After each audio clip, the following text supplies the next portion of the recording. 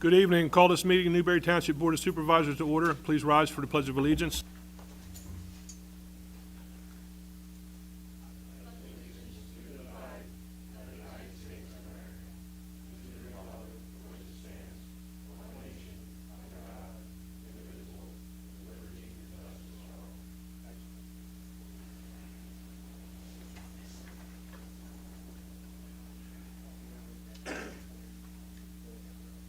Okay, I'd like to start the meeting with public comments. We have Mr. Greg Moreland. Yes, Mr. Chairman, we'll bring him right in.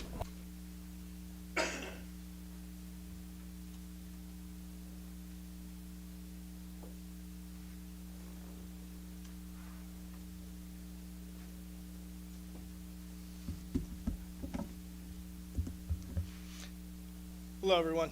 Thank you for having me here today to say a few words. I am one of the candidates looking to fill the vacancy left by the late Senator Dave Arnold. He was not only my boss, but he was also a good, dear friend of mine.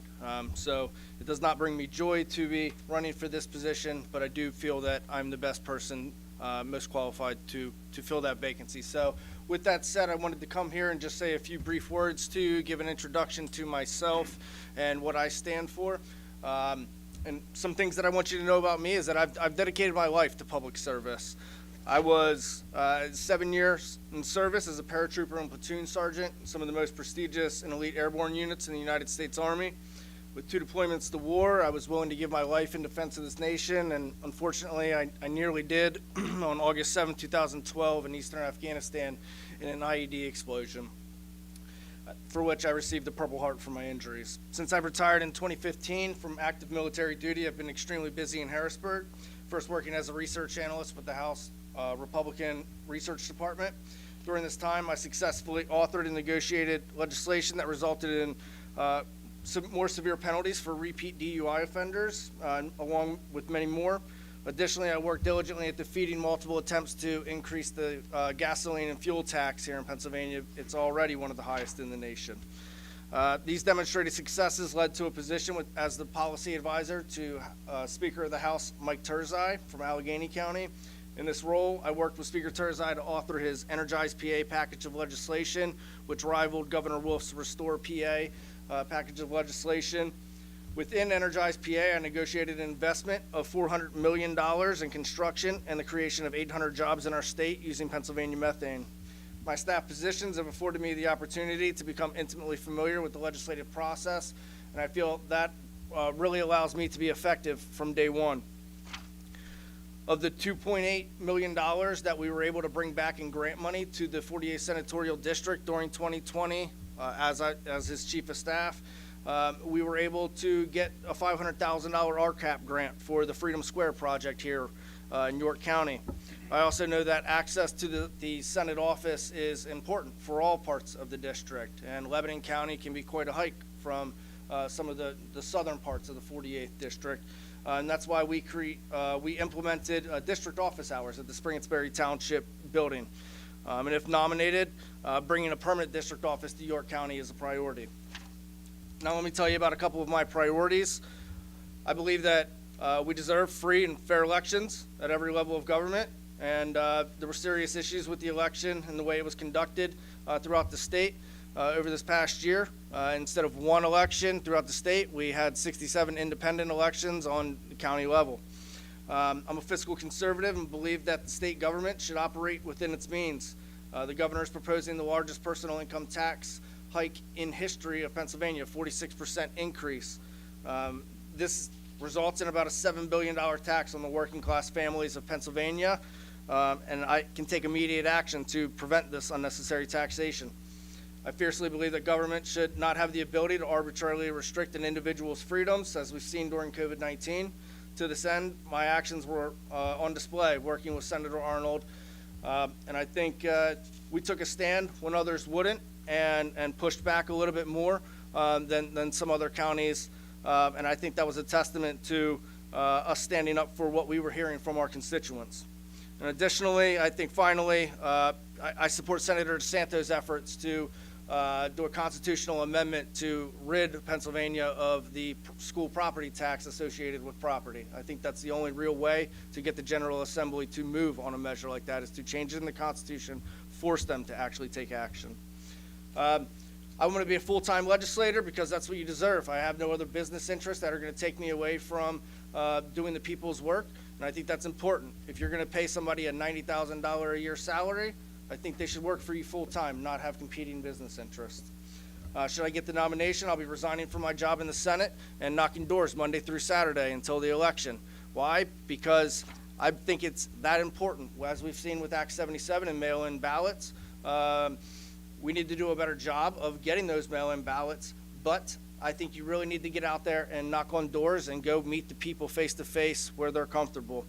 I don't believe that the other candidates will be making that same commitment, and so thank you very much for having me here this evening. I think my knowledge, skills, abilities, and my experiences really build a foundation for being able to serve the constituents best from day one, and I humbly would ask for your support. I know that many of you may not be conferees in the process, but I don't think that takes away from your voice and me coming to speak with you and address you on a personal level. So thank you very much. Thank you. Mr. Moreland, thank you for your time. Thank you for your service. Thank you very much. Thank you. Moving on, we have a Denise Hauser. I apologize, Dennis That's okay. Hauser. Yes, Mr. Chairman, one public comment to read that was sent in from a Dennis Hauser, excuse me, 40 York Hill Road, Edders, Pennsylvania. Sorry. He has wanted to address questions concerning Resolution 2020-23. He states the resolution states changes to the compensation for the municipal tax collector in Section 1. Rent for office space has been arranged for the current tax collector in Section 2. And removal of benefits of group life insurance, health insurance, hospitalization insurance, medical service, accidental insurance programs for the tax collector in Section 3. And he is requesting clarification for the use of the term the current tax collector in Section 2 as compared to the terms for the municipal tax collector and tax collector in Section 1 and 3, respectively. I have the resolution here, and in Section 1, I don't know that it would need much clarification. It's basically saying the tax collectors for the term of office from January 1, 2022 will be real estate tax $1 per all bills sent and $2.25 for all bills collected, and that had not changed from the past resolution. I think that his question on Section 2 is because it states clearly that it's in the terms of the existing lease between Newbury Township and the current tax collector. The monthly rent for office space at the township sewer department building or other similar township office shall be set at $800 per month for the years 2022 through 2025. And I believe through a couple email exchanges, Mr. Hauser wants clarification that that would be the same for any newly elected tax collector.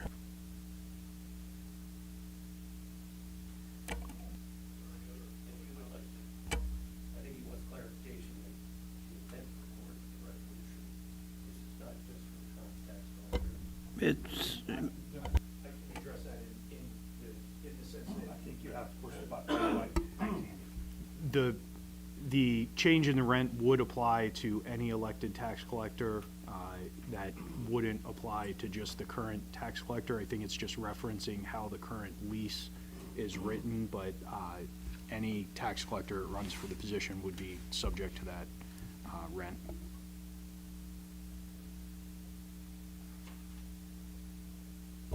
As far as Section 3, it says basically that the tax collector will not be eligible to participate in township group life, health, hospitalization, medical service, or accident insurance programs, and that would be the tax collector, whether it's current or after newly elected at the elections. I believe that covers his questions. Do we have any other public comments at this time? No, sir. You all right? So looking for the approval for the Board of Supervisors monthly meeting, January 26, 2021. For a motion to approve. I'll make that motion. And do I have a second? Second. All in favor? Aye. Looking for a motion to approve the Board of Supervisors special meeting, February 4th, 2021. A motion to approve. I'll make that motion, sir. Do I have a second? I'll second it. All in favor? Aye. Mr. Chairman, at this time, you have to make an announcement about a executive session we had. That's correct. Refresh me on the date.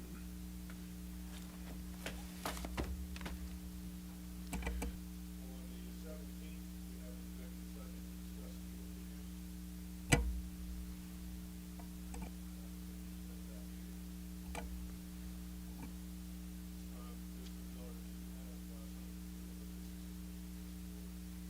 issues. Yes, Mr. Chairman, if you'd like to move up the subdivision plan review to this point in the meeting, I'll bring them in.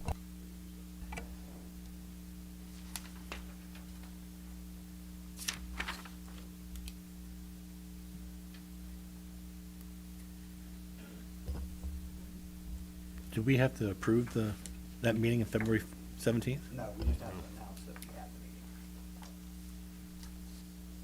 meeting. Good.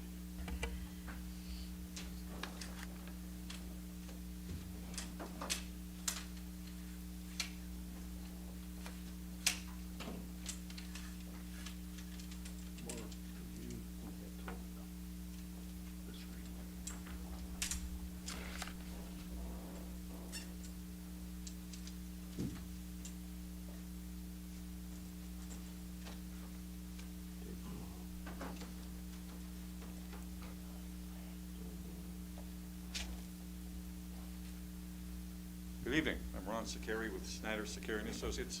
With me tonight is Brian Kovalarczyk of Goodman. Good evening. We are the engineers who prepared the land development plan that's before you tonight. Plan was considered by the Planning Commission at their last meeting and recommended for approval. So we're here tonight to give our presentation and hopefully receive action from you this evening. Just to kind of give you an overview of the project, as you can see on the plan that's before you.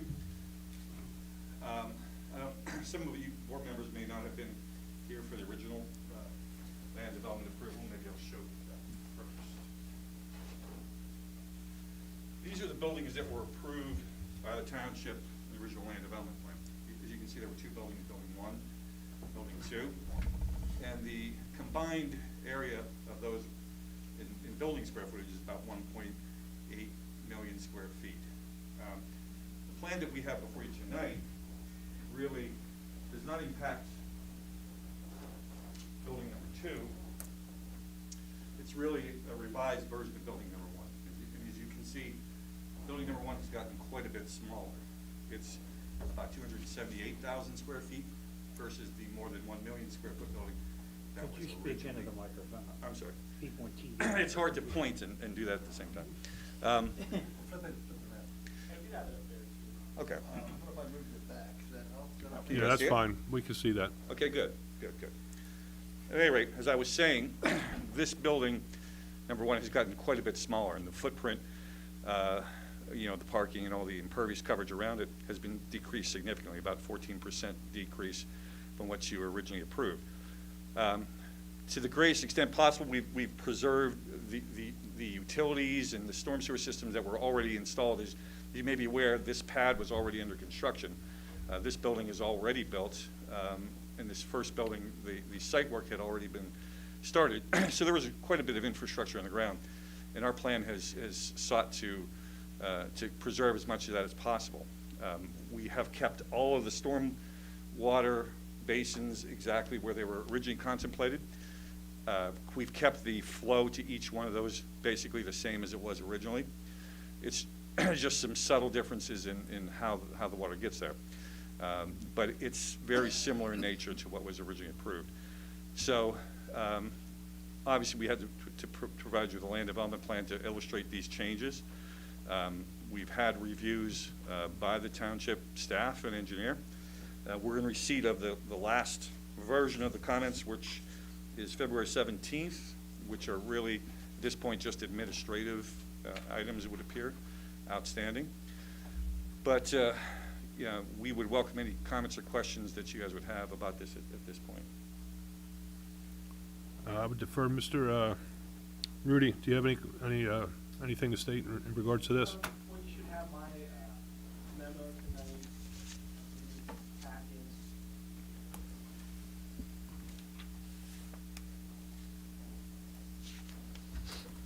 My memo, I should have for February 17th, 2021, basically list the items that some of these have been addressed since this went out. But you did hear back from the Conservation District, and that was addressed. So really, at this point, as I mentioned, it's down to administrative items and waivers.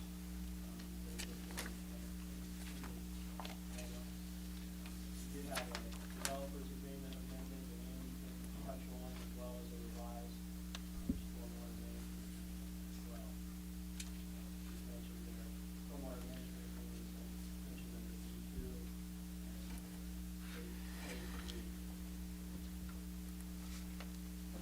Mr. Miller, do you have any comments regarding this? I distributed to the board the amendment to the development agreement, and the board had several months ago approved this. However, we hadn't recorded it at the time of the plan for the project, waiting for this to come through the approval.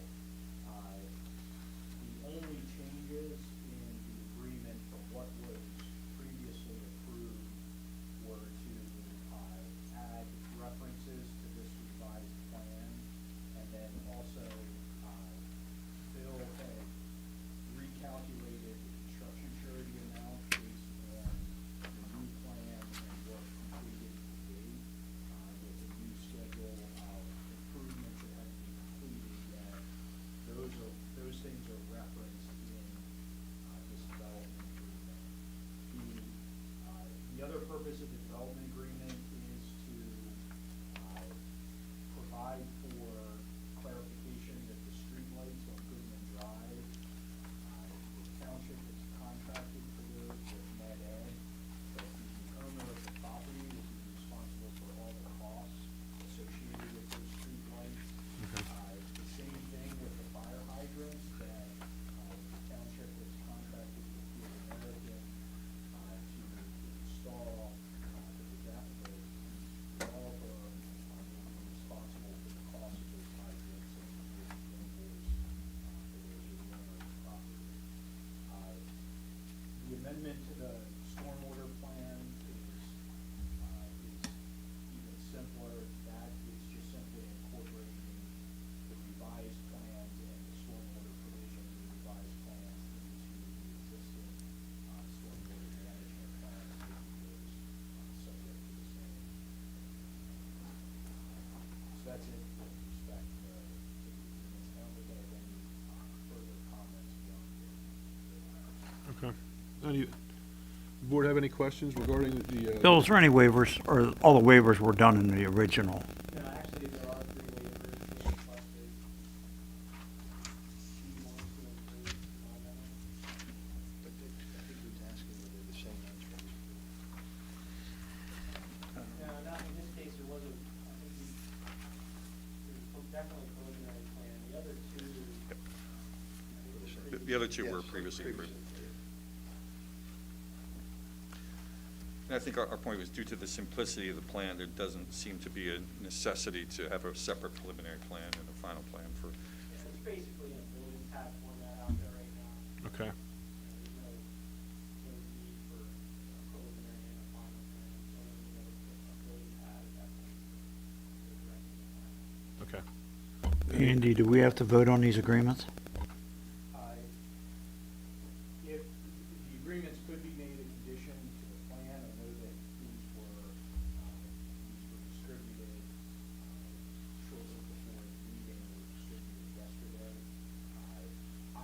comfortable with the agreement, and one of the reasons we didn't distribute them yesterday was we were getting everything together for the agreements, we were going to present them to you. I'm comfortable with the agreements if you want to also approve those tonight, but you could make those a conditional plan approval as well, if anyone has any questions or needs any clarifications on anything. You have any other questions, Dave? I'm good for right now. Anyone else have any other Yeah, questions? we don't know what's going in those warehouses, correct? So, Or the warehouse, we know Chewy's going in, which is yes, yes. good. Yeah, and this one is, we're close to signing a lease, but we haven't signed a lease yet, but they've asked us to move forward with getting this plan to where it is now. We expect that lease to be signed within 3 weeks, and then we can be able to disclose the end user. Is it a food vendor type of thing, or can't you say it? Not a food vendor, no, it's not a food. I just food worry about service. what's in some of these warehouses, and then you go down Conowaka Township, and they look empty to me. I don't know what the purpose is. Yeah, there's a lot of work that has been done, and we expect that lease to be signed within 3 weeks. Anybody else have any questions? Claire? All right, well, at this time, looking for a motion to approve the plan for Goodman Logistics Center Building Number 1. Do you guys need to do the waivers first? Oh, I apologize, I'm getting ahead of myself here. So the waivers, looking for a motion. In your memo, Mhm. February 17th, Yep. section B,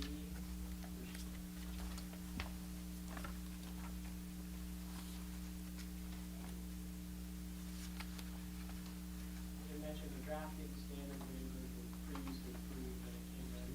I don't have that. Right. Which section was that again? Section Bill? B. Page 2 of the comments.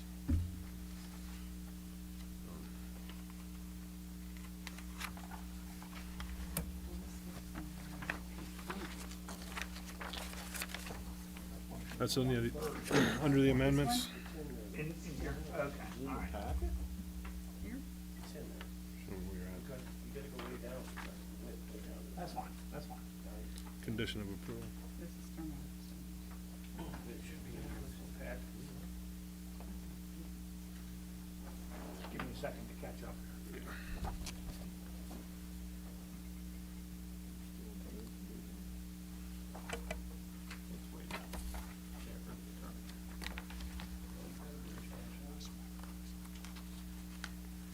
Tony, I'm not finding it either.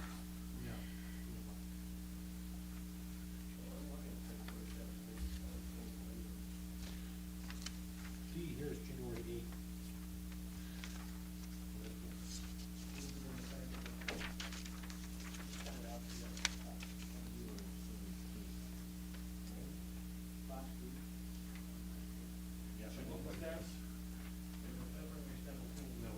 Is it on the, It's on the plan. It was Wednesday, 2/17. Can you read that waiver for us? I have Yeah. That's all I have is one page. Oh, you found it? Found it? No, I gave them my copy. The waivers, okay. They're listed on the front sheet of the plans, too. I If you have see. the plans in front of you, Yeah. they are listed on that front sheet. I don't know why we didn't have them here, but we don't have plans. does anyone need an opportunity to review the waivers before we vote on them? You want to just read them so that All right. everybody knows what we're So, working on here. what the waivers contain, I'll just read what's stated here. Drafting standards. Plans shall be drawn at the scale of no greater than 1 inch to equals 100 feet. Applicant requesting a waiver to this section, the planning commission recommended granting the waiver, 5-0. Drafting standards, plans shall be no greater than 24 feet by 36 feet. Applicant requesting a waiver to this section, the planning commission recommended granting the waiver, 5-0. Submission of separate preliminary plan 306, applicant requesting a waiver to this section. The planning commission recommended granting this waiver 5-0. General, all plan comments from Newberry Township Sewer Department must be addressed. Please provide. Just- 1, 2, and 3. Okay, Those would be the 3 waivers. so I have no issues with the waivers, so. a motion to approve the waivers. I make a motion, we approve the waivers. Do I have a second? I'll second it. Waivers are, all in favor? Aye. Aye. No, Nay? So recorded. Do you want that back? Sure, thank you.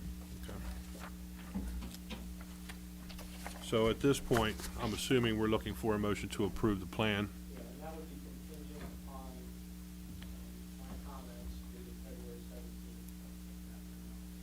17th. So a motion to approve the plan for Goodman Logistics Center Building 1. I'll make a motion, we approve the plan for Goodman Logistics, Building 1, with the engineer's comments included, and the stuff that was given to us by the attorney, Now, do I have a second?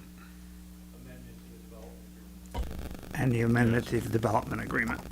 And do I have a second? Yeah, I'll second it. All in favor? Aye. Aye.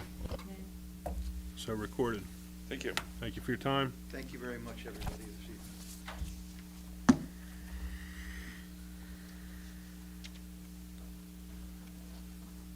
All right, moving forward, Chief of Police, you have a report, sir?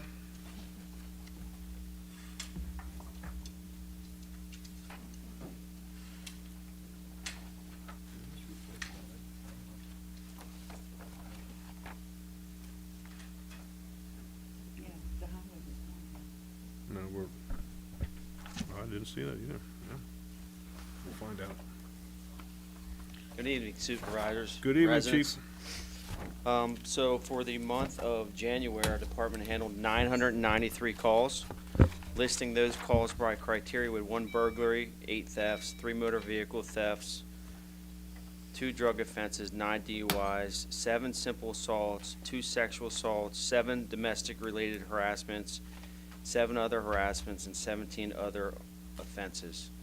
Additionally, officers responded to investigate 930 other calls, including 24 domestic-related incidents and 13 traffic accidents. They issued 55 traffic citations, 112 warnings, 12 non-traffic citations, and made 43 misdemeanor and/or felony criminal arrests. In addition to my report, I wanted to make you aware, you've probably seen it on the website, in January, it was right around January 20th, our agency executed 3 search warrants within the township. These search warrants were based off of some cyber tips that we received indicating pornographic material was downloaded. We dubbed it Operation Cyber Scrub. From that, we did make 1 arrest. We charged an individual with 10 counts of sexual abuse of children. We are still currently investigating the other 2 incidents. You know, in these type of cases, it takes a while to weed through all the material in order to secure enough evidence to file charges. The other agencies that assisted us with that was the Pennsylvania Attorney General's Office and the York County District Attorney's Office. They were there to assist us. The district attorney was there, or several district attorneys were there in the field operations unit that could answer any questions, legal questions that we have when we were executing the search warrants. Additionally, you might also saw that we also received the Safe Policing for Safe Communities acknowledgement from the federal government, which was a federal initiative to encourage police agencies across the country to declare the best practices in the areas of use of force, de-escalation, personal standards, and community engagement. We received that certification on January 31st. This allows us, it indicates that our policies and procedures are up to date with police departments throughout the nation, and it also gives us the ability to secure grants with this certification, such as the VEST grant and some other things. The last thing that I would like to say, if I could encourage the residents to, to visit our website. It's at www.newberrypd.org, or download our Crime Watch app. It'll provide them with up-to-date information what's occurring within Newberry Township. The good thing about the Crime Watch app is if our officers are out on a crash and they have the Crime Watch app, our officers can hit a broadcast and it'll tell them that this street is closed at this particular time. So if they're trying to venture out, it'll send an immediate notification to their phone. That's all I have. Do you have anything for me? Oh, one last thing. Car 48 was placed on municipal bid today. Okay, good, good. I don't have any other questions. Anybody else on the board have questions for the chief? Chief, thank you for your time. Moving on, I'd like to have the fire and EMS report.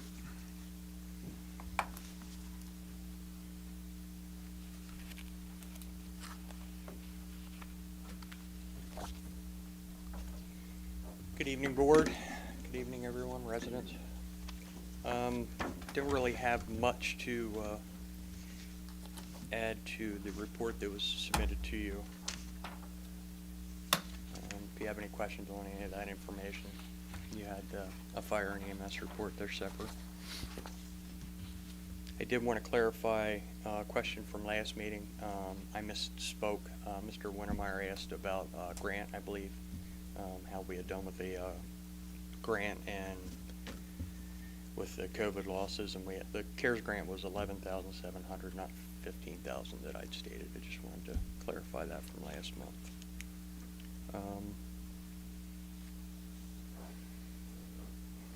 Working with the developer up there with the Chewy warehouse, getting some things corrected and added in that should have been done in the process in the building that were not. I've also already been in contact with the incoming potential client as well on part of their planning.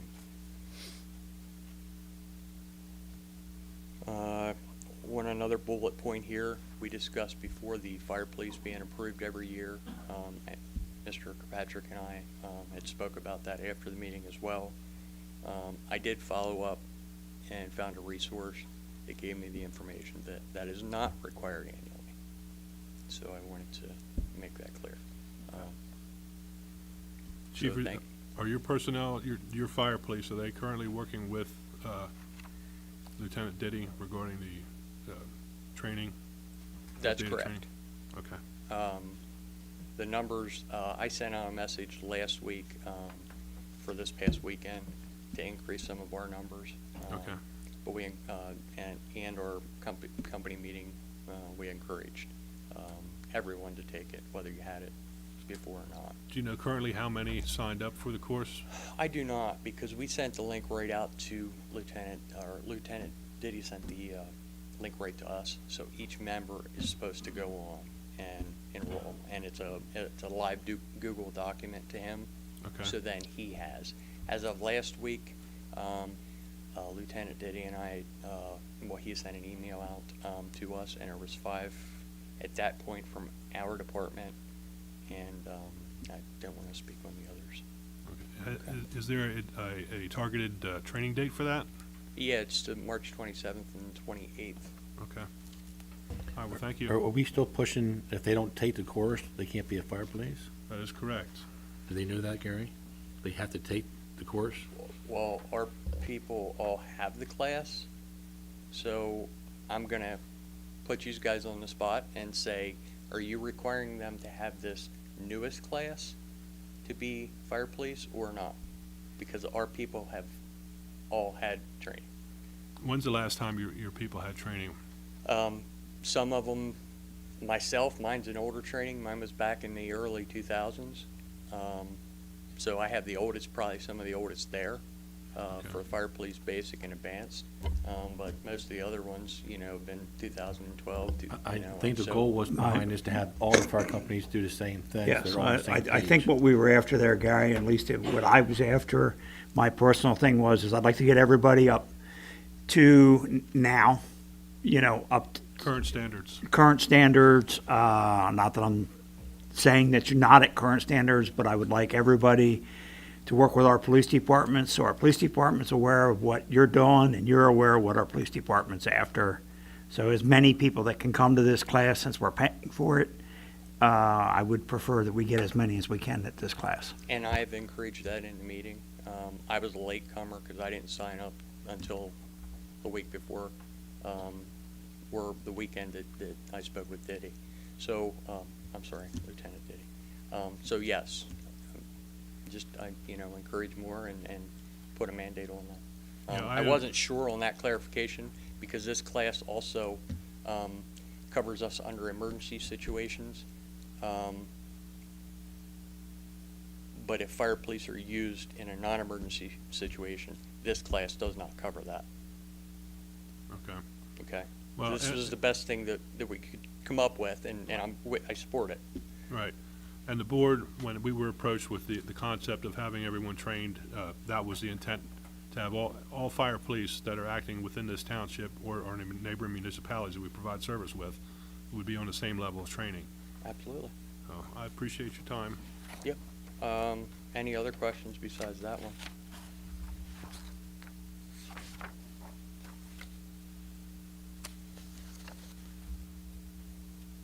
Anyone have any other? Thank you, sir. Thank you. Thank you, Mr. Hatter. Thank you. Moving forward, I'd like to introduce Mr. Alstead and receive our EMA report.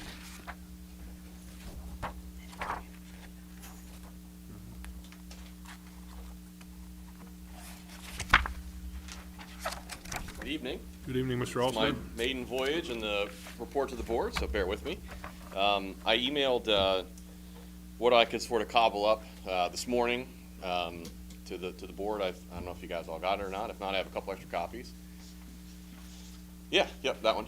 Everybody has it? Yep. Okay, so I don't know if you have any questions specific about the report. If not, I'll just, if you just want to indulge me for a second, and we can just kind of talk about what's on the report, if you have any specific questions. No, absolutely, go right ahead. Okay, so I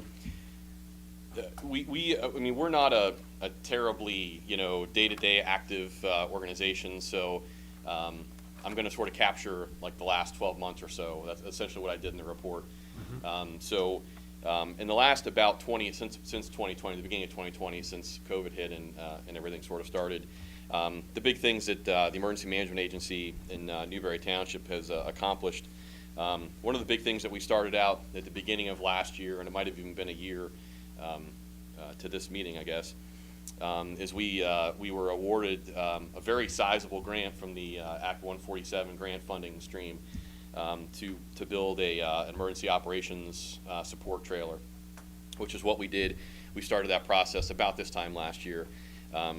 That grant award was $14,300, which was absolutely phenomenal. We had never seen money like that before. So using that money, we built a trailer that can not only support operations within the township, but then also surrounding municipalities, and also support townships who might, or township residents who might be without power for an extended period of time that have special circumstances, that kind of thing. My team and I put countless amounts of hours transforming a stock off the line trailer into a very user-friendly and valuable resource that is something that has not been duplicated or anywhere around here. So it's an absolutely phenomenal resource. The main thing that we're using the trailer for is to provide some continuity of operations if for some reason the township building had to be moved to a different location or the center of government had to be moved someplace else, that we can essentially do it out of that trailer without having to move equipment out of or to take equipment out of our office. If either it was inaccessible or we needed it quickly, we can essentially execute that with what's in the trailer as it sits in the parking lot now. There's actually no equipment in my office that needs to be put in the trailer before it moves. So that was the ultimate goal. And it also falls in line with some of the white papers that PEMA did last year, really pushing towards continuity of operations and mobile, the ability to do that in a mobile facility. We've had, probably half a dozen training exercises with my team, setting the trailer up at different locations, setting up the communications equipment, exercising the equipment, the generators, the radio equipment, the whole kind of thing. We've done that a number of times. The other big thing, obviously, that we're still dealing with is the COVID situation. We sort of acted in a support role throughout COVID as it sort of came into the country beginning of last year, and we're still serving as sort of a support organization. We haven't really taken the lead on anything as far as the township's concerned, but our primary focus has been supporting the first responders already that are already doing the job. We were involved in one of the first potential exposures to a first responder in the township back in March. We've also been distributing to fire, EMS, and police, and also the other participating municipalities in our regional program, which are Lewisberry, North Haven, vaccine distribution information as we've gotten it. It's been sort of sporadic and scattered, but we have pushed out everything that we've gotten so the people who are eligible can get vaccinated. The other big thing that we sort of were driving through throughout or since the beginning of COVID was facilitating the acquisition of personal protective equipment for the fire, police, and EMS in the township. We were able to fulfill every request that both the fire department and EMS and the police department forwarded to us, specifically for N95 masks, surgical masks, gowns, gloves, hand sanitizer, everything. I mean, we were able to fulfill all of those requests when there was no availability of this stuff anywhere commercially, and it also, knock on wood, has not cost the township $1. So I went through the requests that we went through, and we probably gathered about 30 cases worth of PPE in 8 requests since the beginning of the year. So we've pushed out all that PPE to the emergency services, and we've also been able to maintain a cache if we experienced a surge. Worked together with the police department during the general election, did some pre-planning and deployment with them. We did a Boy Scout outreach back in September, and we've also sort of enhanced our social media presence. I think we might be up to like 500 followers now, so we're really out there in social media. But we appreciate anybody following us. We're pushing out. We try not to do only COVID because that seems like everybody's inundated with just COVID these days. But we're pushing out COVID, weather announcements, some occasional funny stuff just to lighten the mood. But it's obviously we also share a lot of what the police department, the fire department. We all kind of share each other's stuff. Whoever comes across the information first, we share the other guys. So that's kind of a continued effort. So in 2021, our primary goal, we had obtained another $10,300 in grant funding through the TMI grant funding stream.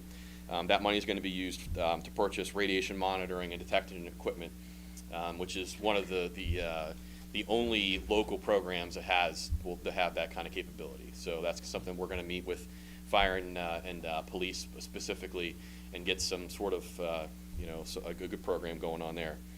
We're going to obviously keep plowing through with any of the COVID requests that these guys are giving us. We want to make sure that their needs are met. We have a joint exercise scheduled with one of the local search and rescue organizations in maybe March, April. We're looking, depending on how the weather goes and how things go with the restrictions, to work with a couple other emergency management agencies and the search and rescue team to sort of exercise all of our capabilities and try to drill as much as we can. We're also waiting on final approval. We've heard for the last couple of years that we're seeing the last TMI money grant cycle. We've heard that for the last couple of years. We've been told officially that this is the last grant cycle, so we have another request in for to meet the sort of the guidelines that the grant request was for. So the main thing that I really wanted to focus on was we are in a volunteer organization, and that we could not have accomplished anything this year or previous years without my volunteers. I would like to name them Mike Stackpool, Tom Galley, Greg Starner, Kay Bleacher, and also Lieutenant Diddy. He's one of our deputies and also our police department liaison. We have gotten a phenomenal amount of work done in the last couple of years because of those volunteers, but it wouldn't have been done without them. So that's all I have. So do you have any questions about my report or anything that we... Tom, I talked to Dawn Kiefer over the weekend. Mm-hmm. She had a good idea about us trying to get a big generator we can pull behind a truck or a SUV or something. And maybe if the fire department would need it or a church would need it, they could have the access to putting the power up. And also, if you can maybe get a hold of Rudders and find out the availability of them putting a generator in, because if the power goes out in an area, these stores have no generator, so we will have no access to fuel, gas, food. We can't force them to put a generator in, but maybe we can talk to Rudders and ask them if they could put one up here at the big Rudders. I think that'd be a help if something goes wrong in the township. Certainly ask. It Can't won't hurt to ask them, yes. Yeah. I think they'd probably be willing to do that. Okay. That's something she's trying to do statewide also, because if power goes out, like Texas, we're kind of Right. screwed, so. Yeah, so we have a number of generators at our disposal, but they are in no way big enough to run anything like that. I mean, we have the capabilities to set up some heating in an area, but nothing that large. We have looked at the trailer mounted setup, and providing that service is fantastic, and maintaining it obviously is a process, but the big challenge that we've run into is the businesses, the churches that we've looked at for alternate care sites or heating and warming stations. Is the infrastructure required there to do it properly? Transfer switches to be able to power their box, and those are significant costs.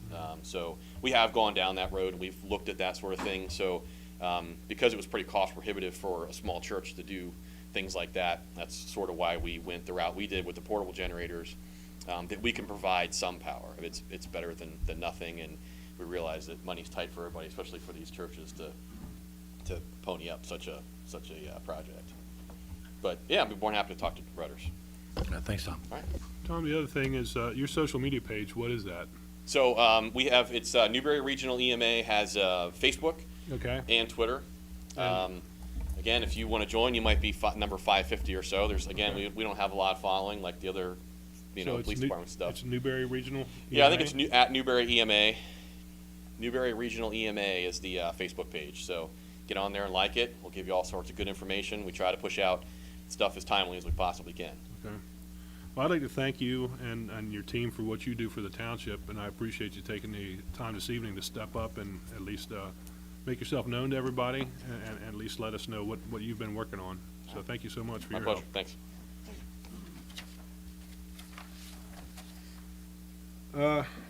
I do not see anything from the highway department. Do we have a report for the highway department? I printed it out, It's not in the book. Oh, here. Okay. Wow. Yeah, we didn't see the agenda item on the highway department.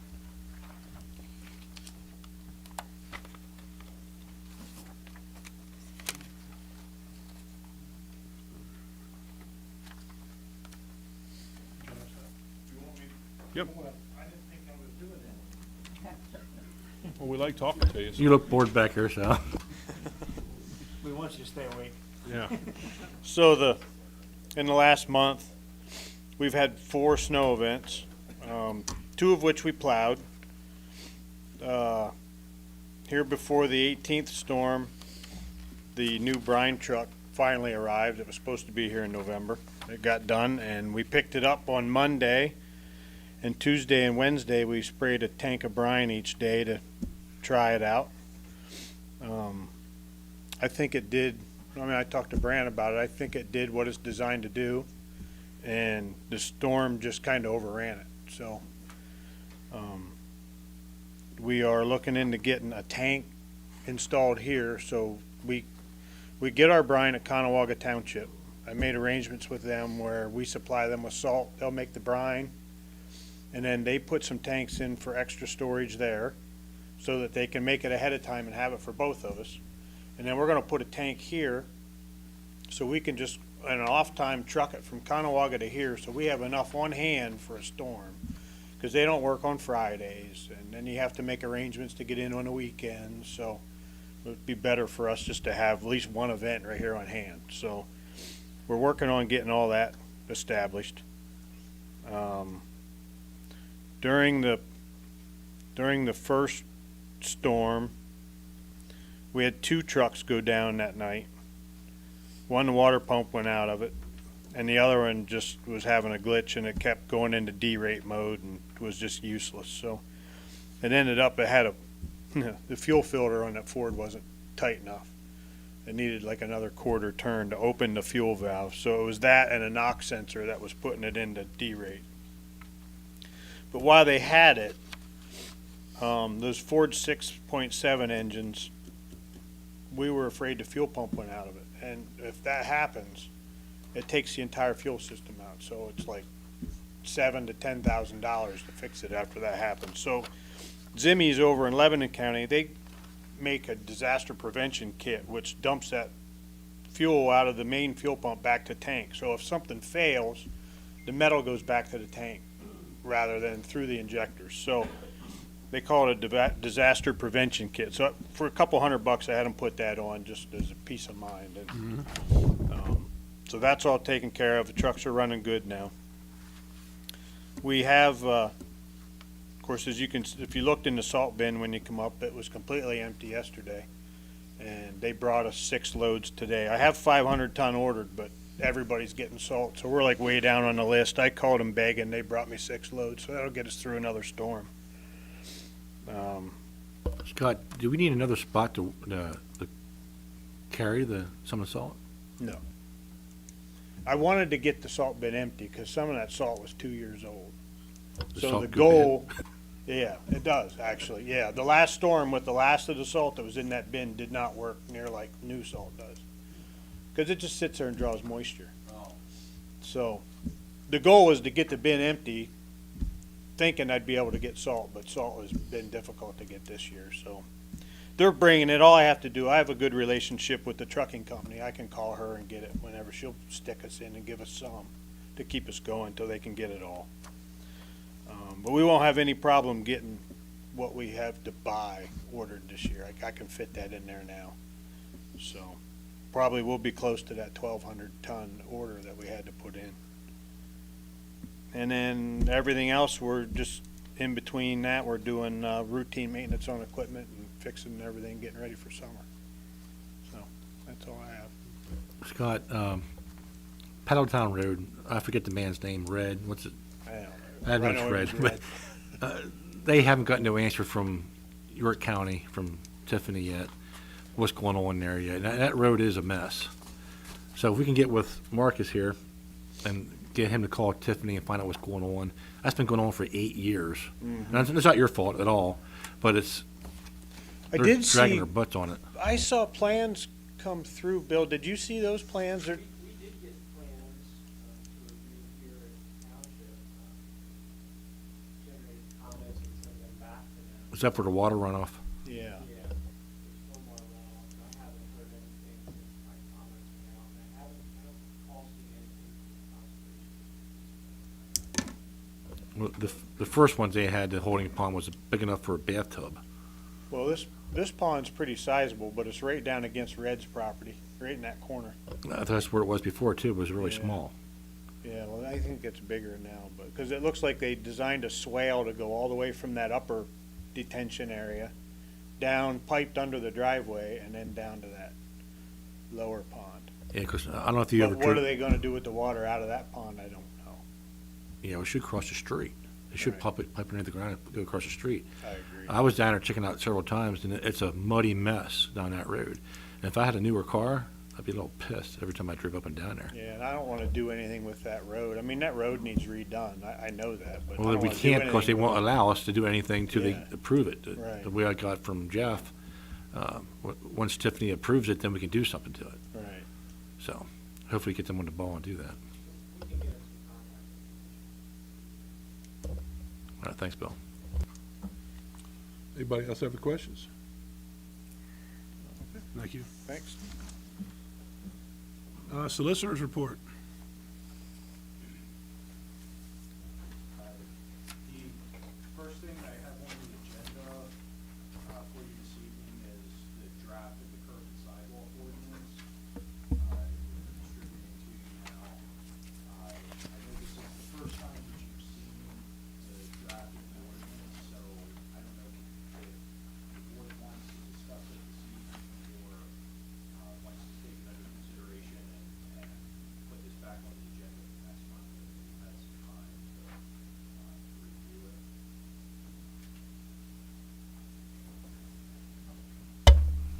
I'd like a little more time to look at that, if it's all right with you, and maybe next month we can look into that. Yeah, so would I.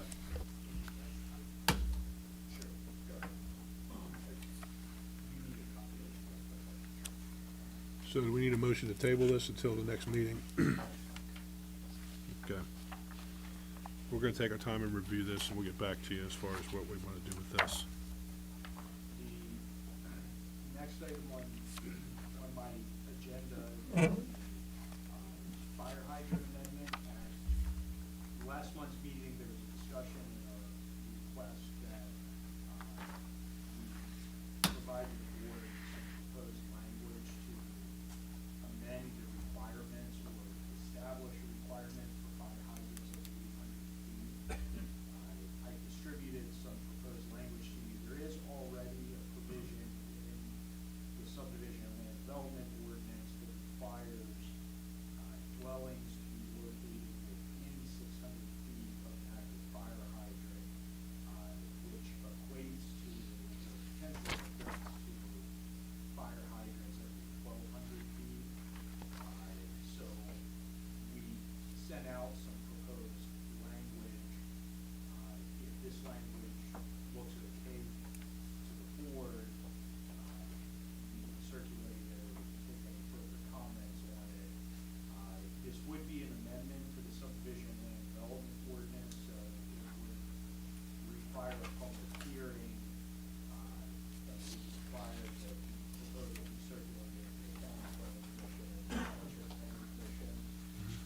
So we can start that process, and start this being circulated.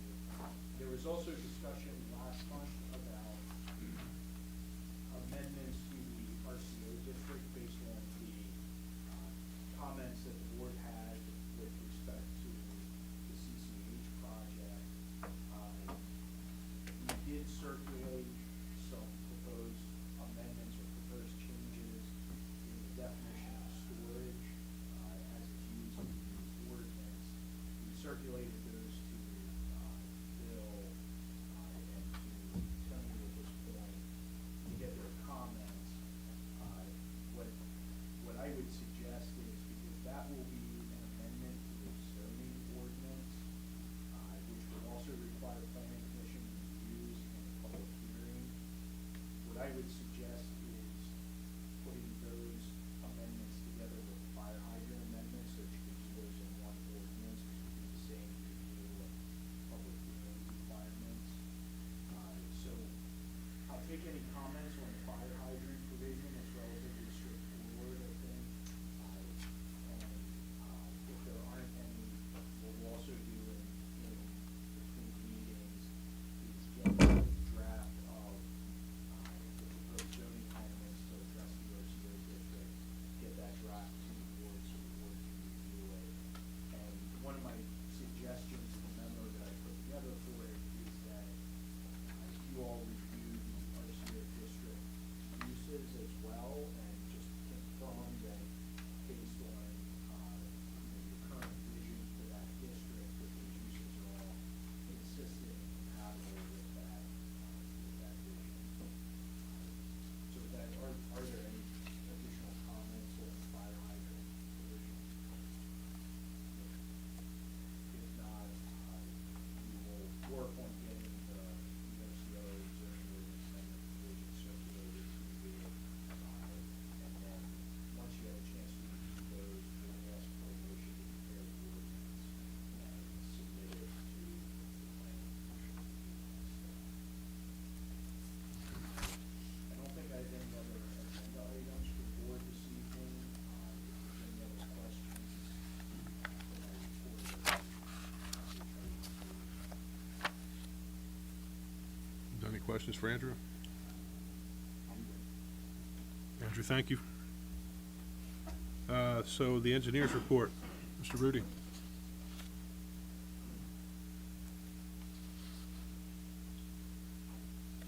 The only thing I want to mention is under the sewer department, that Chapter 94 report, we are currently preparing that, and I think I mentioned it last month. That kind of looks at a 5-year time horizon for capacity at the plant and the collection facilities.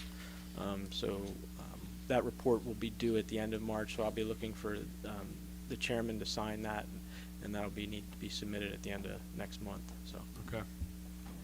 Thank you, Mr. Rudy. Manager's report, Mr. Miller? Yes, sir, Mr. Chairman. The only thing I have to add to my report is, I did not have this figure when I published it, is the sewer collection billing has recovered since November $45,672.82. And I had added a lot of information in my report about the sewer, and so Brent didn't have, I covered a lot of stuff. The only thing that Brent should probably speak to is the fence, the sewer fence quote, if you could. And I didn't have anything else to add to my, Yeah,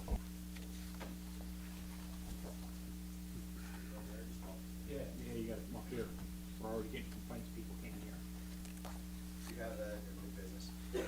Yeah, we actually had So basically, for the fence quotes, I contacted about 5 companies, and since we're moving the power gate, only 2 companies responded with bids.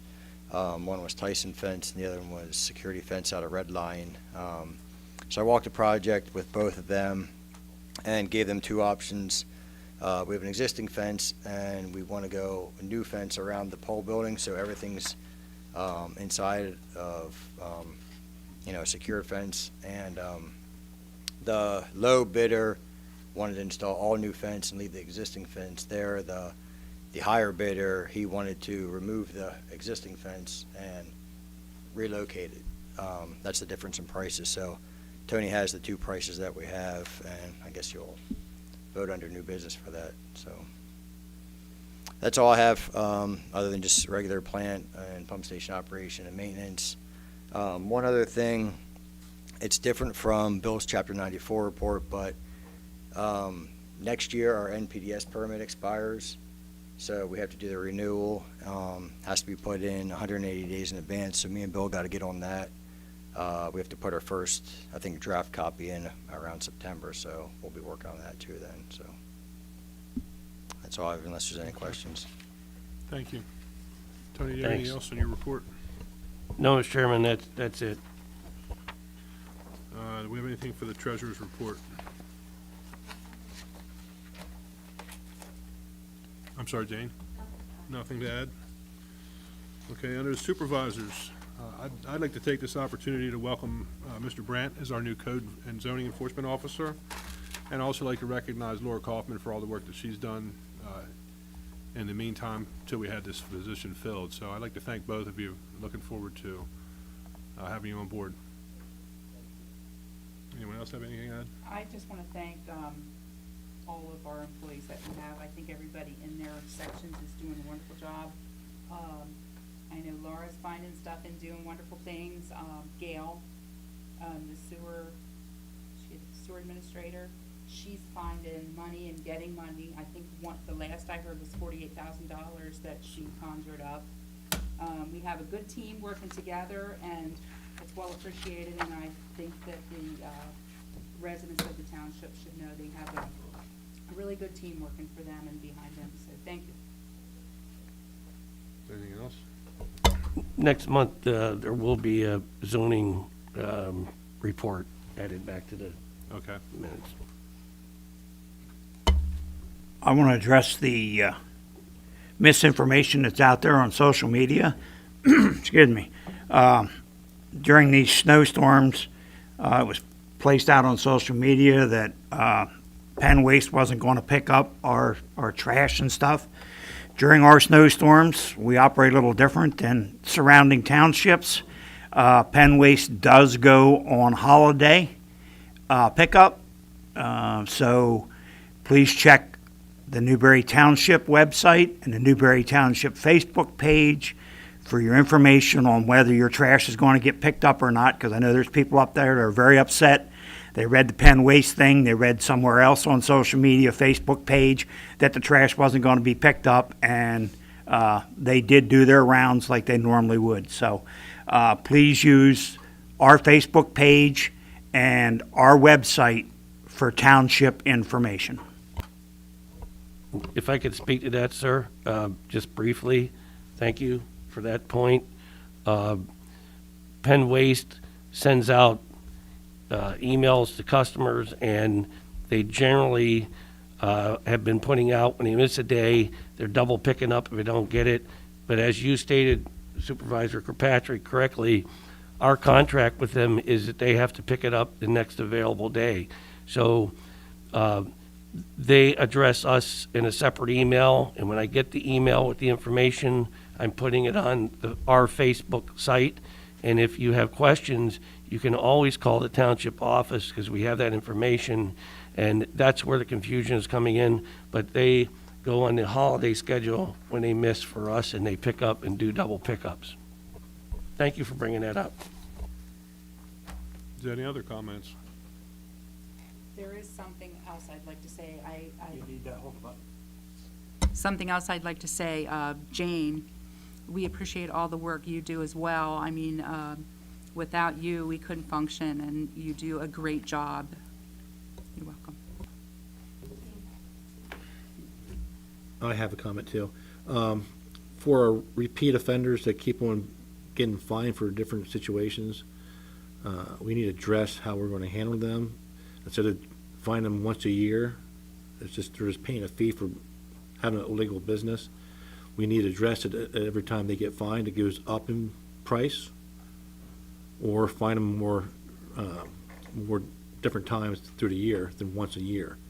There's too many guys repeating this constantly, and just pays a $500 fine once a year and moves on. It's not fair to the residents that have the people beside them, and it's not fair to people that have a business that's paying their fair share. So we need to address that sometime in the future. Okay. If there's any other comments, there's nothing under old business, so we're gonna move forward to new business. Looking for a motion to approve the 2021 portable toilet bids. Do I have a motion to approve?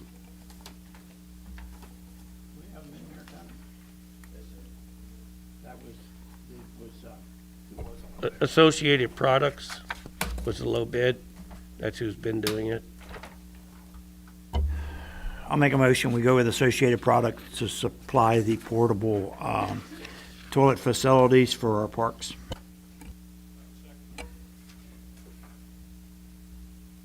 Yeah, I'll second it. All in favor? Aye. Aye.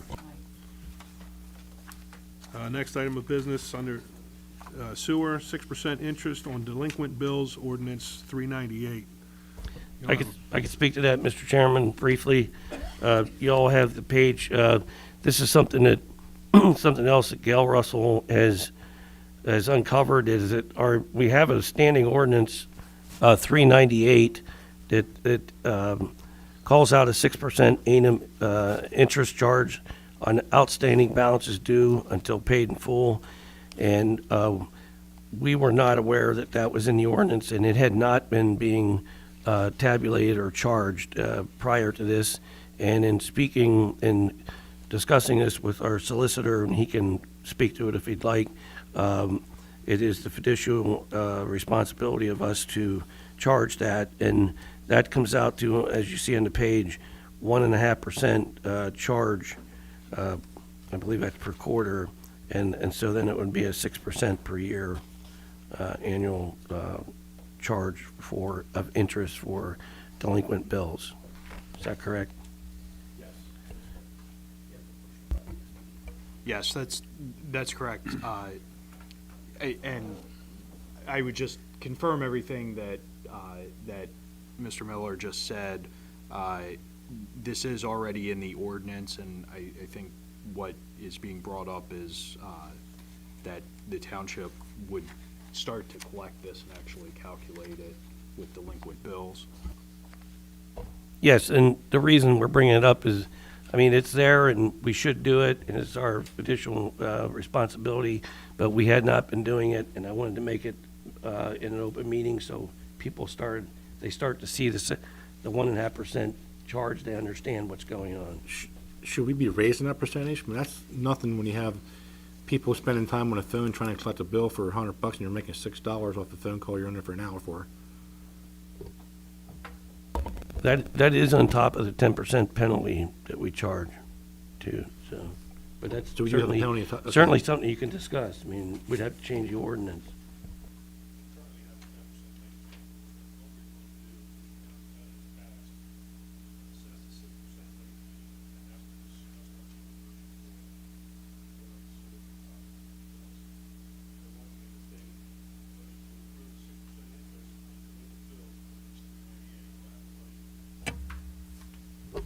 I'll make the motion.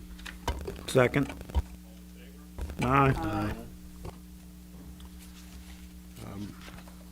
Item C, the sewer lien letter fee adoption of $25.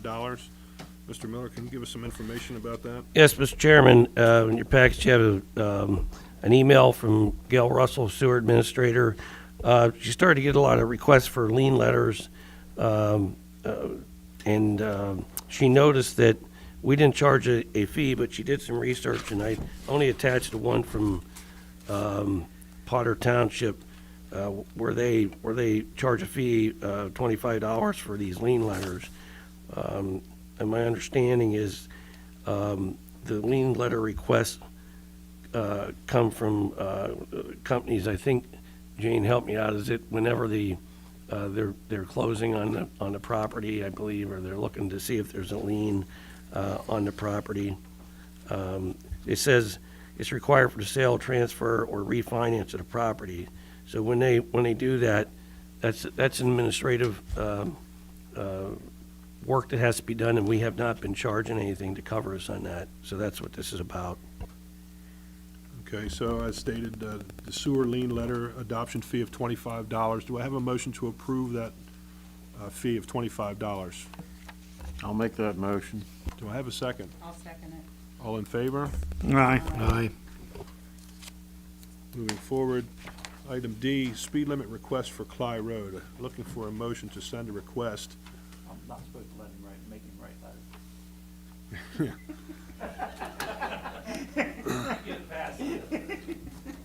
Well, so do I have a motion to send a request for a speed limit for Cly Road? Mr. Chairman, that's the one we went down and looked at yesterday? Correct. Okay. Do you think it'd be wise to maybe have a blinking light there when you come into that slow area, to have it blink on so people see the reduced speed? Did the police department set up their speed machines?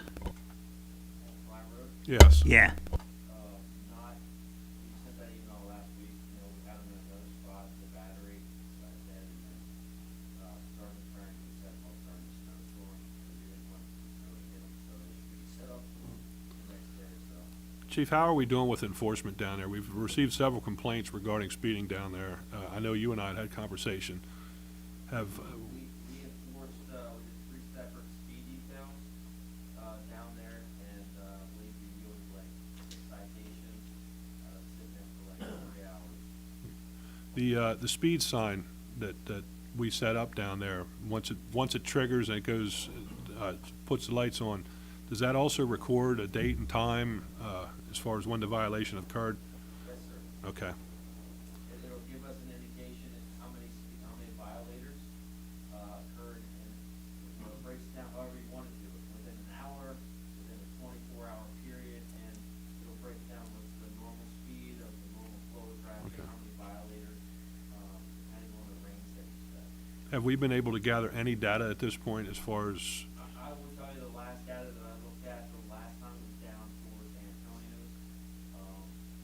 The violations that were occurring were not very many, that would warrant an officer to sit down there for a long period of time. They were sporadic, and I believe the one day, in a 24-hour period, there was like 3. okay. I think by the time they get down there, though, Chief, they're already slowed down. It's up further towards the south end of it. I agree, that's where they requested to be set, so we set it there. We're gonna now move it up towards the fall, is that where you want it, up in that area? Yeah, I mean, we've had some problems down there as recently as the last week or two with the 4 vehicles that were hit, including a camper. So we realize that speed is an issue down there, and we've received several complaints regarding that.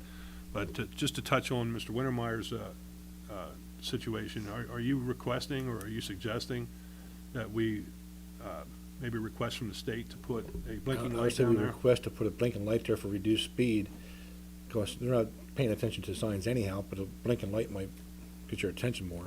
Dave, what do you think? I can tell you right now, they're not gonna approve that. Not any, they'll approve it if we wanna spend $80,000 to do it. cost that much for a sign that blinks? Yep, because you gotta do a traffic study. And yes, it's quite a thing to get a blinking light on a state route, and we pay for it. So in regards to the request for the speed limit, are we looking at a request to change the speed limit from 40 to something lesser? Well, that's still gonna be the same request, right? We have it reduced speed, we're still going to traffic study, correct? What we won't have to do that. My suggestion is we put the police department's equipment down there, and let's get a real feel of what the speed issue is. And then we can look into doing the letter. Or we can send a letter to PennDOT, and they're gonna come out and they're gonna set a machine up like he does. And, they're gonna they can't use his data for their study, but I'd rather that we have an idea before we just go sending a letter to them. Yeah, I mean, I used to do that, so, I mean, So I think maybe at this point, we'll just hold that request in abeyance and table it. So a motion to table that request for the speed sign for York Haven. Do I have a second to motion on the motion? Or do I have a motion to table it? I don't know that we need a motion to table it. We're Well, working on it. It's under new business, that's what Okay, well, I'll make the motion that, we table this until we have further information at the next meeting. I'll second it. all in favor? Aye. So the brake retarder sign request for York Haven. Yes, Mr. Chairman. Donald Reese, 445 York Haven Road. I received this request through Representative Don Kiefer's office, and then I contacted him.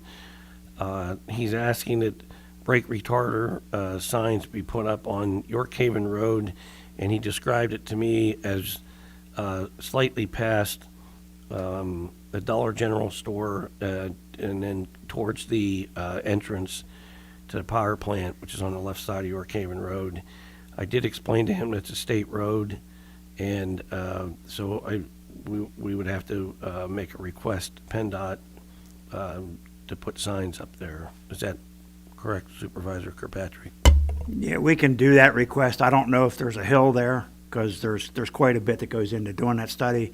There's percentage of grades on hills and stuff like that that they have to look at. But I'll make a motion that we send the safety unit at PennDOT a request to do brake retarder signs on York Haven Road in the area of Cly Road, from Cly Road to the, I don't know the name of the road down there, the Interceptor Road that goes back to the power plant. Yeah, it's a private road. I don't know if that has a name out that far or not. So anyway, second, I'll second that motion. and all in favor to send that letter to PennDOT? Aye. Aye.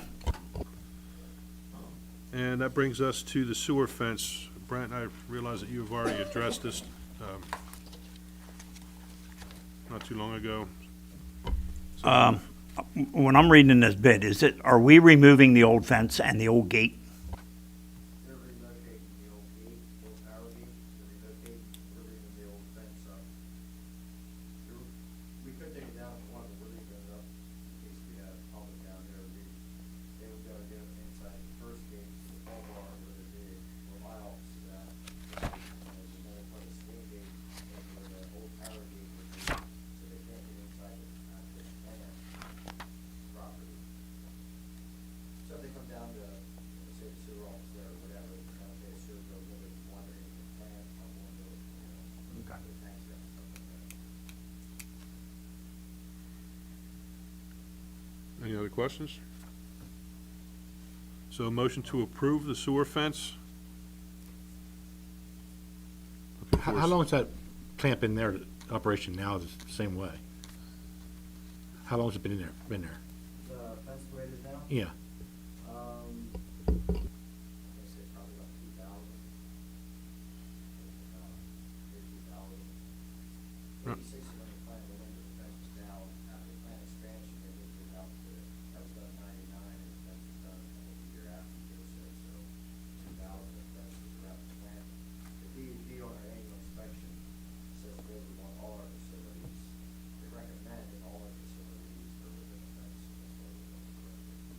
So we don't need a fence to keep people out of the tanks, so people can just walk into the tanks now? No. No, there's a fence there now. There, yeah. There's fence around all the plant, all the, apparatus and stuff, there are pole barns, close to the fence, where the office is at, and where our equipment is. Right. And what's the reason why we need a fence that in? Put everything around the pole barn and everything, is what the recommendation was, so this is some good for this. Doesn't break anything. They've been after that for a couple of years. Yeah, they asked, we didn't demand. Well, I'd rather do it now before they turn around and give us 10 days to get it done. So what's the sense in what's the fence gonna do? We currently have a fence up, and the only portion of that is the pole barn that's not surrounded by the fence currently. And what's the condition of the fence that we currently have up? Is it, okay? Do we have a security system down there now too, Brent, in the building? I would think it'd be more feasible to put a security system down there than a fence. I have a quote on that, and then we did some additional work to get the quote and another quote, and I didn't get it on for tonight's meeting, but I do have it for the next meeting.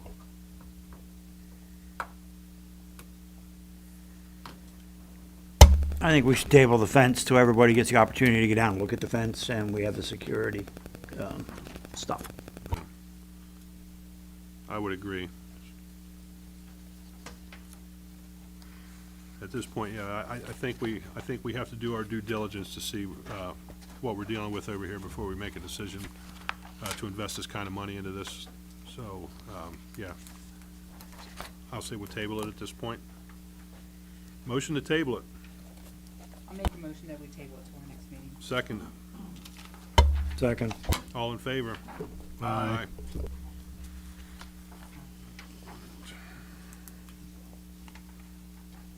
Okay, so that brings us to payment of the bills. Motion to, were we missing something here? Oh, I apologize. Yeah. The highway truck lease program. Tony, please enlighten us as to what the program is and what the benefits are. Okay, Mr. Chairman, I had distributed some information and had been in discussion with our Public Works Director on this potential lease program. As you saw, first of all, from our Public Works Director's report, in that storm in December, we ended up with 2 trucks and actually had 3 that were down, but we had 2 that had mechanical difficulties. Then 1 was down before the storm, and 2 had mechanical difficulties that they had breakdowns during the plowing event. It was a 24-hour snow event. Those 2 trucks are the year 2000 F-450s, so they're 20 years old. And we also have 2 other trucks that are pre-aged, but those are the worst ones, the oldest ones. And so I did some research with Enterprise Fleet Management for checking to see an opportunity for us to upgrade our fleet without the huge one-time hits to our annual budget that we typically would have when we buy our trucks. The last truck we bought, 2017, that is a like vehicle is a Dodge 5500, and the current price tag with all the aftermarket accessories is pushing $85,000. So if we had to replace these 2 trucks, it would be $85,000 of our annual budget for each truck. So I did distribute quite a bit of information, but I gave you an update tonight on top of the lease agreement. So typically what this is, fleet management is leasing the vehicles through Enterprise Fleet Management. And the lease also can include in the current lease quote that they gave us does include annual routine maintenance, and that cost is about $78 a month for routine maintenance. Would be oil changes, fuel filters, set of tires over the course of the lease, and 2 brake jobs. Any other routine maintenance is called out by the manufacturer for the truck. So rather than the $170,000 hit to replace 2 trucks, which we do not currently have in our budget, and as everybody's aware, we have a budget deficit between expenditures and revenue. This provides an option to spread costs out and also to maintain equity in the trucks. So if you look at this page that I've given you tonight, it kind of gives you a breakdown. Right now, if we enter a lease agreement, you don't pay anything until you take delivery of the truck. So these 2 trucks in question we wouldn't be taking delivery until mid-September. And so the big hit on the up of the front end is they require 50% payment for aftermarket accessories. That's the dump, the plow, the spreader, all the equipment accessories that we add to a truck when we buy one, and we do the same thing. So the 50% for both trucks is $36,780 for both trucks that we would pay up front. And then the lease, monthly lease payment that does include routine maintenance is $1,299.15 per truck. So if we entered into this and we wanted to enter the lease, again, we wouldn't pay any payments at all until we take delivery later this year, which would be basically right before our next plowing snow season. We would have 3 lease payments of the $1,299 per truck, and that would be $7,794.90 plus that 50% payment for aftermarket. So this year for 2021, the total expenditure to get 2 new trucks would be $44,574.90. And I've also annotated our annual expenditure after that every year would be $31,179.50, and the last year of the lease would be $11,692. Also noted on the information I gave you, Enterprise will auction the vehicles off that we have for auction, and we don't have to take a municipal bid. They have repeatedly said that they always get more money than we could possibly get a municipal bid, and I imagine it's because of their size and their network for the auctioning of the trucks. So whatever we would get for the 2 trucks when they go to auction would be deducted from the 50% aftermarket payment, and we don't know what that is, but roughly figuring we could get $10,000 total for both trucks. And Scott's shaking his head, so this sounds kind of reasonable even with their age, but they do have equipment and so if we got $5,000 per truck, that $10,000 then would lower the expenditure for this year. So I did include the breakdown of the. So the other note is with this program, it's not like a typical lease program where you might go to a dealership and just get a lease on a truck or a vehicle. We carry the equity, so at the end of the 5-year lease term, Enterprise gets, there's a figure in there about $6,000 for out of the equity, and then we get the rest. So in 5 years, the truck with all the equipment is going to still have a very high aftermarket retail value, and whatever they get for that truck, the equity we would maintain, and we would use that towards the way the program works is you would 5 years and you would lease new vehicles. So you would continually have vehicles that are not older than 5 years, and then that equity would be used against the next lease. Okay.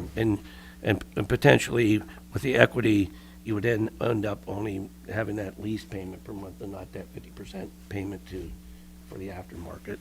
So let me ask you a question regarding the lease, as far as the powertrain warranty, bumper-to-bumper warranties, how does that carry? It still has the manufacturer's warranty on the truck. The routine maintenance is the only thing that they cover. And then if there was a manufacturer's warranty breakdown, it's handled by the manufacturer warranty. So we would We still carry- have that, yes. Okay. So that takes the cost out of the equation regarding any breakdowns that we may have during the term of the lease? Is that correct? Yes, and so, and again, yes, please. That truck we bought in 2017, just for the warranty, that truck has about 18,000 miles on it, and the warranty's up this year, so we won't get full warranty for 5 years. Okay. That was my question, was. Yeah, 3 years, but- 36,000. Okay. Okay. Well, does the powertrain carry an additional, Yeah, the powertrain, I think that might be 15,000. and that would be the transmission? That would make the lease, I think that's 5 years. Okay, that's, you know, I realize the bumper-to-bumper is probably going to be limited, but the powertrain is probably more. Are you sure not in commercial building, commercial trucks? I can get you information from Enterprise. I mean, I just asked them, and they said that we would have the, Well, it doesn't matter very much. vehicle. If you buy a new one outright, or if you buy one, or get one from lease, it's still. It's gonna be the same. thing, yeah. Andy, are we required to put this out to other leasing companies, or can we go with just Enterprise?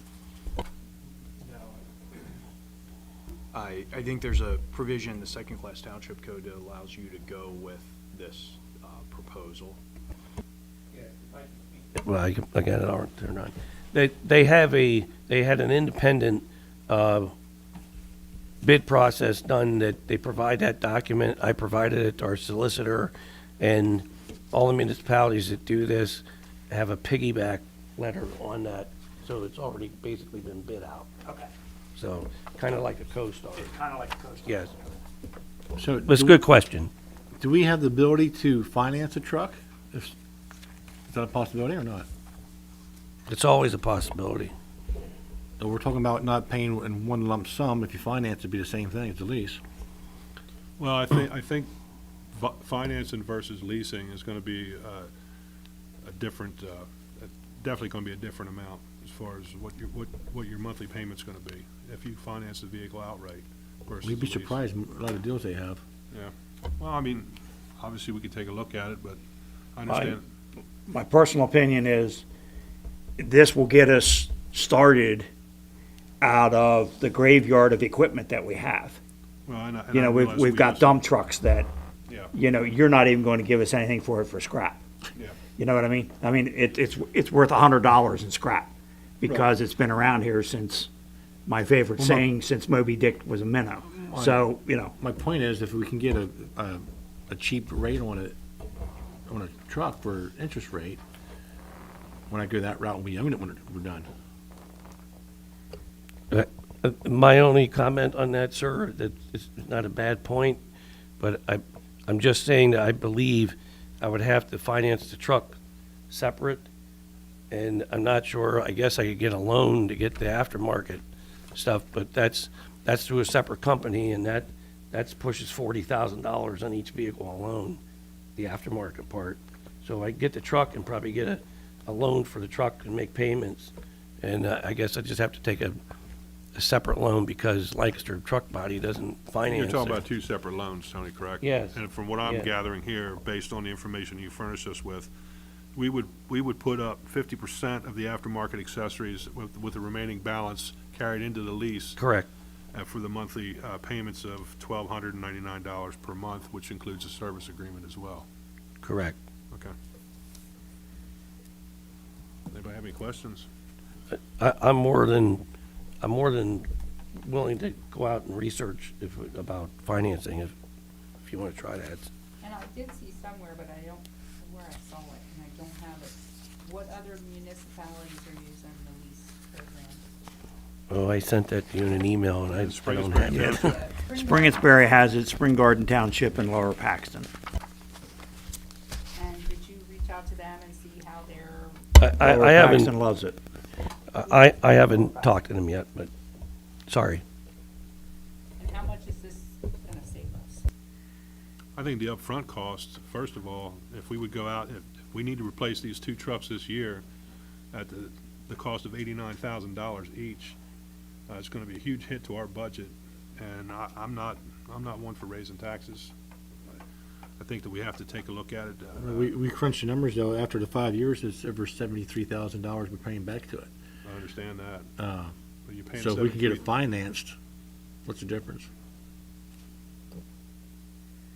Then we own it after it's done paid off. Hopefully, we're getting rid of it after 5 years, That's instead probably of not keeping worth them like we anything have after. now. Well, if we can get it for 20 years, we probably get 18 out of these, can't we? When they get rid of that truck at the end of the 5 years, say they get that truck still worth 40,000 in that range. So now you have that money to roll into the next one for that half of the down payment. That's what Tony was getting at. So, I mean, it is a cost-effective way to get it. The second round of this will even be cheaper. Yeah, I'm not against it, I just wanted to have more research before I say yeah, that's all. Now, is there a way that we could also, speaking of the aftermarket accessories, would those aftermarket accessories be able to be removed from the current vehicle? No. No? They kill the value. Junk? You can, but it would kill the value of it. Okay. All right, well, it was a fair question, I think we needed to ask it. One thing I did not bring up, I'm not trying to interrupt anybody. We did lower the cost on this vehicle because we're turning it every 5 years.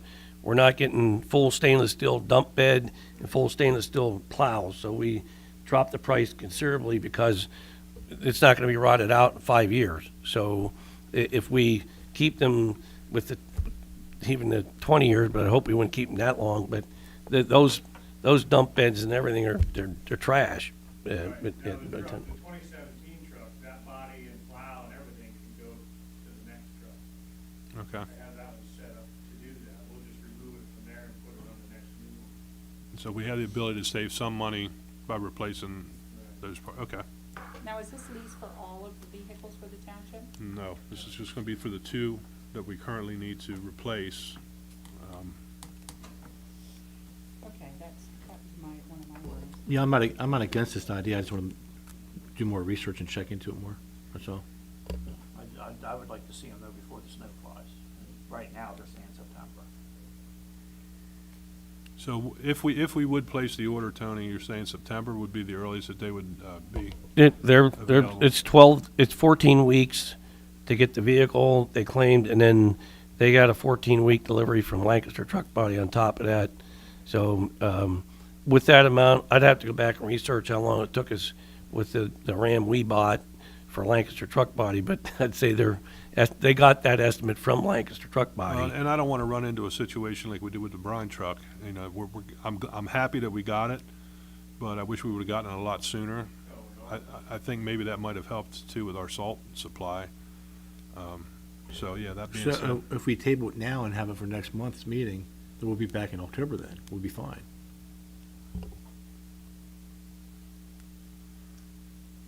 That's fine. Correct? Well, I mean, Providing that the dump body for the Peterbilt that I have ordered is 26 weeks. That's how far out they are with the bigger trucks. do we have any other? How long these smaller bodies are. 14, they come up with 14 weeks, so I mean, then you have to get in line. Once all the parts arrive at Lancaster Truck Body, then you get in line for assembly. So that could be 6 weeks, 8 weeks on top of that. I think if you order it by next month, though, you're set. Any other discussion on it?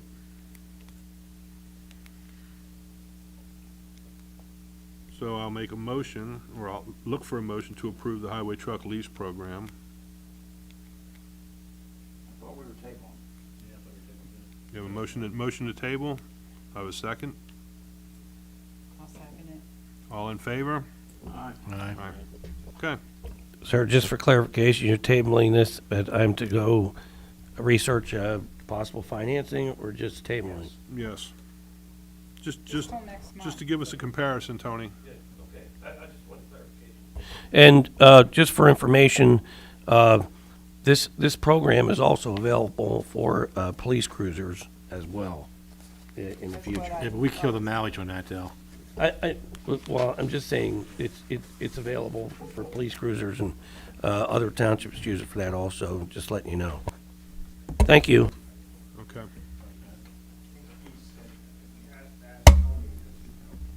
You can set the mileage up however you want it. Just for more. Correct. Yeah, this one is, 6,000 miles. yeah, we put 6,000, because Scott and I talked, they originally gave us a price higher with 11,000 miles, and we said, we looked at all of our mileage, and there's no way we would meet that. And Enterprise told me that if you went over to 6,000 a little bit, they don't do anything. There's not a percent per, like 10 cents or 50% per mile if you went over it. So, we went in there with that with our best guess. Actually, it's even conservative. And their maintenance program will probably be higher too, close to the mileage you put on also, for brakes and tires, and I'm sure. I wasn't a real fan of the maintenance programs. I don't think, it gives you, over the lease, it was one set of tires, and basically, they have it broke down in the lease thing, a set of brakes is one axle. So they give you two sets of brakes, so That's one brake job for the whole truck, yeah. Which, That's what you need to know. I've already replaced the brakes on that one because the salt gets out of them and needs to pass. Okay. I mean, it's,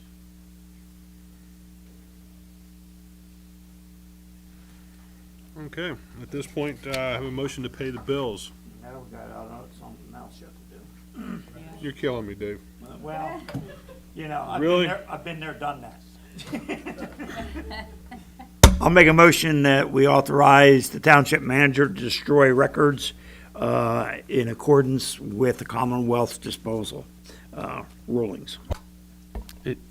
Mr. Solicitor, can we do it that way without a resolution?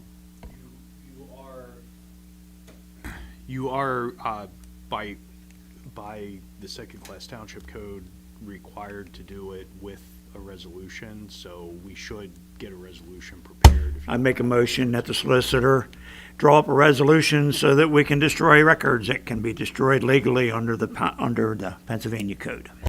I'll second that. All in favor? Aye.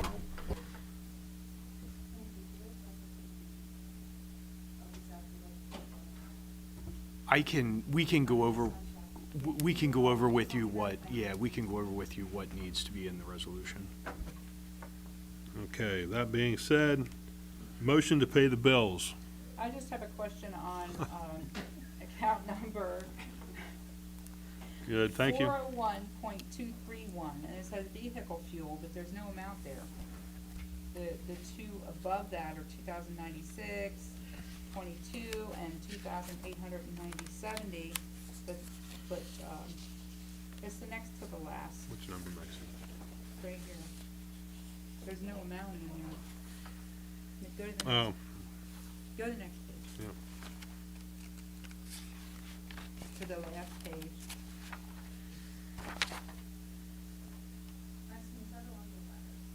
Pardon me? Yes. Okay.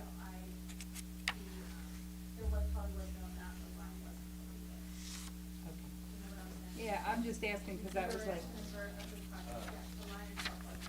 okay, No, vehicle fuels. thank you.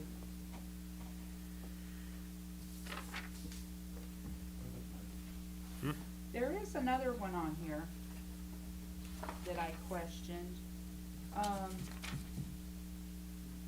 It's AEGIS Lighting Solutions, repairs and maintenance, $4,995. Can anybody tell me what that is for? What page you on? The lights outside, Which one? the lights outside that we had repaired and fixed. Which lights? The LED lights. Oh, that's how, Well, I figured. that's been how long ago? You just have like a 9-day cycle, billing cycle or something?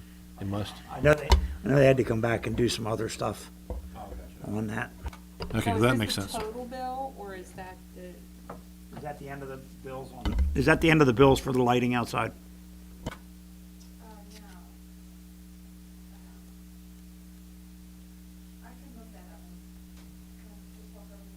But that seems like a lot of money.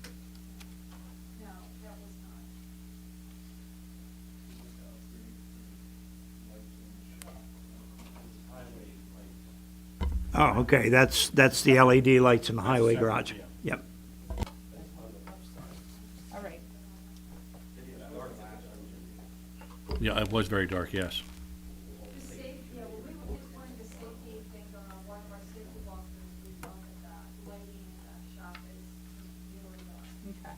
And we have asked that they be upgraded. Yeah, I was over there and looked at them. They're pretty nice, actually. That's why I want to make sure that that was. Okay. Thank you. last project. So that's the last project for lighting is that? Okay. Are there any other questions under payment of the bills? Motion to approve payment of the bills. Make a motion, we pay the bills. Do I have a second? I'll second it. All in favor? Aye. This time, we're going to go into executive session. Chief Lutz, you'd asked to address the board. You're welcome to come back, please.